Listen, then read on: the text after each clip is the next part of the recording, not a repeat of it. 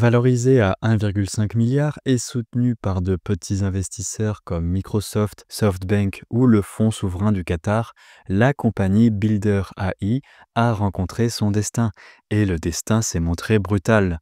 Ils sont aujourd'hui sous enquête judiciaire, en faillite, endettés de 115 millions de dollars et près de 1000 personnes vont être licenciées.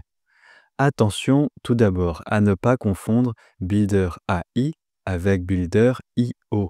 Ils ont presque le même nom et ils vendent sensiblement le même service, mais ce n'est pas la même compagnie.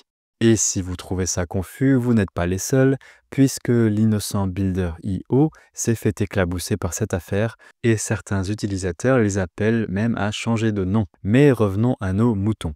Fondée en 2016, la start-up britannique Builder AI donc promettait de rendre la création d'applications aussi simple que de commander une pizza, tellement simple que n'importe qui peut le faire.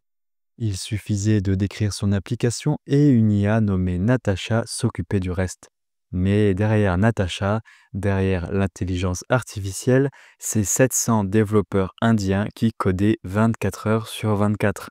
Dans le monde des startups, ils ont un dicton Fake it until you make it, ou littéralement fais semblant jusqu'à ce que tu y arrives.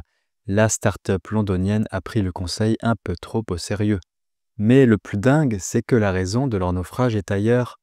En effet, dès 2019, des employés alertaient déjà des journalistes que la place de l'IA était très exagérée. Alors, qu'est-ce qui s'est passé? La vraie boulette, c'est qu'un audit indépendant de 2024 a révélé que les 220 millions de dollars de revenus annoncés par la compagnie s'élevaient plutôt à 50 millions. Et pour gonfler les chiffres, ils utilisaient diverses pratiques douteuses comme par exemple le round tripping. C'est le même principe que l'échange de likes ou de commentaires, sauf que là, c'est de l'échange de gros millions entre deux compagnies.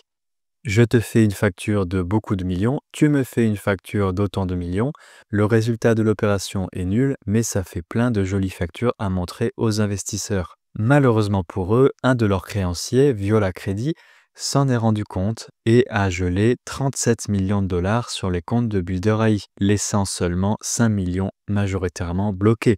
Du jour au lendemain, la start-up ne pouvait plus payer ses développeurs, et c'est game over. Alors, que retenir de cette histoire? Les investisseurs trop enthousiastes et les charlatans qui en profitent, c'est une histoire vieille comme le monde, et je vous prédis que ça arrivera encore. Maintenant que les machines savent jouer les humains par mail, chat ou téléphone, difficile de distinguer le vrai du faux, mais c'est peut-être une bonne chose. Quand plus personne ne fera confiance à ce qu'ils voient sur leurs écrans, il sera peut-être temps de renouer avec les pratiques de nos ancêtres, la conversation en chair et en os. Souvenez-vous. Mais si l'idée de devoir interagir avec vos congénères vous déplaît, pas d'inquiétude. Sam Altman, créateur de ChatGPT, a pensé à tout.